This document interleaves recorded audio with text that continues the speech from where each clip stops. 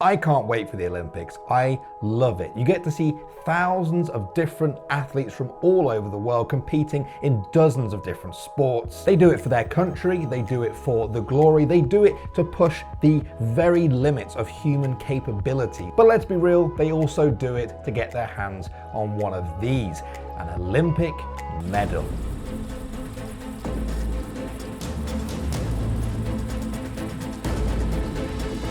But did you know that this year, those Olympic medals are going to be made from recycling old phones, laptops, and tablets, the kind of devices you're probably watching this very video on? From the beginning, Tokyo has said they want to create a theme of resourcefulness for the games, and this fits that theme perfectly.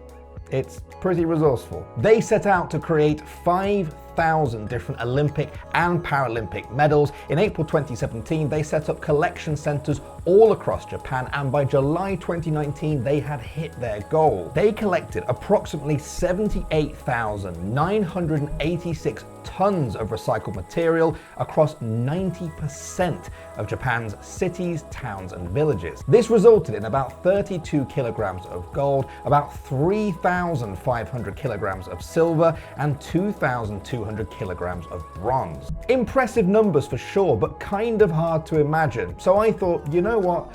I want an Olympic medal, but I don't want to have to do all the years of dedicated work to actually get a real one. So I thought, how many gold medals could I get from my phone?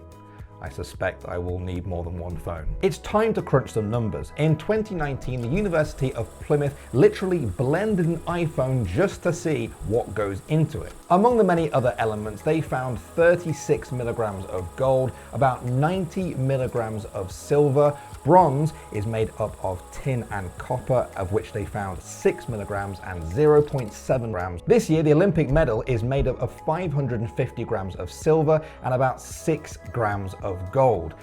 I know, I was surprised too by just how little gold actually goes into a gold medal, but there you go. Anyway, as you can see from the numbers, the question isn't how many medals can you get from a phone, but how many phones does it take to make a single medal? Well, it turns out you need roughly 167 smartphones in order to get the gold you would need to make one gold medal.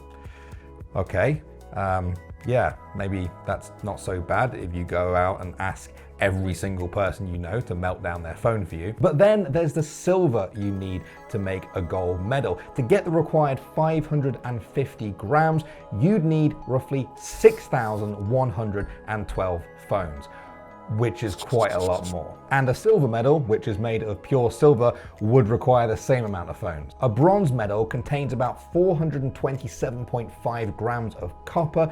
Your phone contains about 6 grams of copper, which means you'd need about 72 phones to make one bronze medal. So how many phones would it take to create a set of Olympic medals? Well, by my calculation, you'd need 12,224 phones. And if you're like me and you get a new phone roughly once every 2 years, then you're not going to get the required amount of phones for another 24,448 years. And it's at this point you realize it's probably easier to just become a world-class athlete and win a real one for yourself. Tokyo said there were 6.21 million phones collected to help create the 5,000 medals they needed. That is insane. If we say that the phones are roughly the thickness of your average iPhone, and we stacked all 6.21 million of them on top of each other, you'd have a tower of phones that's about 5 times taller than the world's tallest building. And that is just the phones. I'm not even including everything else they used. This Olympics comes with a slogan.